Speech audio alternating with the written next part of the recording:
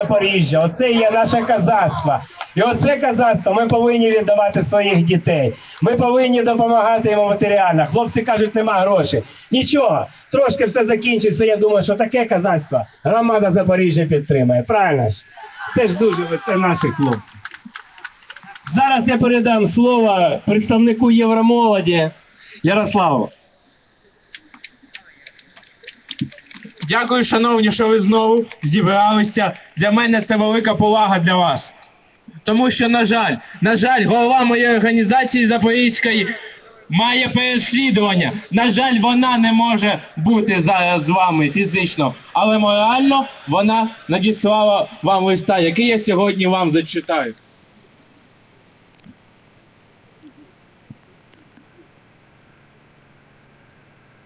Запоріжжя, доброго дня! Сьогодні ви знову зібралися на Майдані. Ви прийшли не просто мітингувати і головне, не вибрати своє майбутнє. Ви прийшли зламати ту криваву систему, яка вбиває людей, яка саджає людей безпричинно за грати, яка має силу, але не має правди та політичної волі. Ми бачимо, як саме ви та ми з вами разом змінюємо цю систему, як ми запустили цей рух, як ми досягли вже певних цілей та остаточні цілі ми не досягли, тому що ми не зможемо зараз змінити це. Ми поступово змінимо цю систему, ми її зламаємо. Нам вдалося врятуватися, але ми вимушені були наступного дня виїхати з міста, не заїжджаючи додому, бо це було небезпечно. Зараз масово приходять юридично неправильні повістки з відповідним статусом, чергують біля будинків активісти та надіслають погрозливі смс. Кримінал та свавілля триває. Ми дуже радіємо тому, що Запоріжжя – єдине місто, яке протягом 11 неділь виходить на недільні мітинги та підтримує нас. Наших побратимів в Дніпропетровську, Донецьку, інших містах судять та б'ють. Їх мало, але вони з нами. Запоріжжя показує весь силу цього. Шановні запоріжці, ви знаєте, ви герої, ми з вами. Шкода, що не фізично, але морально ми з вами. Ми підтримуємо і надсилаємо вам сили та натхнення. Перемога за нами. Знайте, що весь світ, українці з різних областей вас підтримують. Українська діаспора в різних країнах також вас підтримує. Дякую, що ви дзвоните, пишете, хвилюєтесь за нас. Ми відчуваємо вас і вашу підтримку.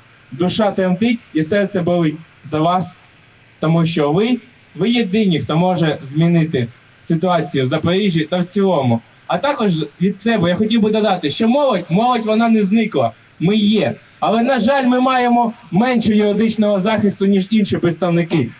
З центральних штабів Майдану, з Майданів місцевих. Але ми не допустимо тієї ситуації, тієї кривавої війни. Ми не хочемо, щоб були гуцули з трембітами, а шахтарі з бітами виходили та виборювали свої права. Ні. Цього не повинно допустити. Кров не повинна литися. Завтра повинні бути амністовані всі політв'язні. А це більше 3000 людей. Більше 3000 людей були засуджені. За що? За те, що вони вийшли на свої мирні зібрання. За те, що вони нікуди не били. Вони не були провокаторами. Вони мали свою політичну волю, яку вони відстояли. Але, на жаль, в такій кривавій країні вони не змогли отримати позитивного результату. Тому я вас закликаю, не йдіть на ці провокації, відстоюйте до кінця. Якщо завтра не буде амністовано політв'язнів, Майдан не зупиниться. Це не кінець. Майдан буде тривати до переможного кінця. Тому що ми з вами сила. Запам'ятайте, разом сила! Разом сила! Разом сила! Також я хотів би ще зазначити, що обов'язково, якщо у вас є вимога, якщо ви зможете хоч якось допомогти Майдану, допомагайте коштами або іншими способами. Тому що, на жаль, ми не маємо того величезного адміністративного ресурсу, як має наша влада. Тому допомагайте і разом ми змінимо систему. Тому що Схід і Захід разом. Схід і Захід разом. Схід і Захід разом. Дякую велике.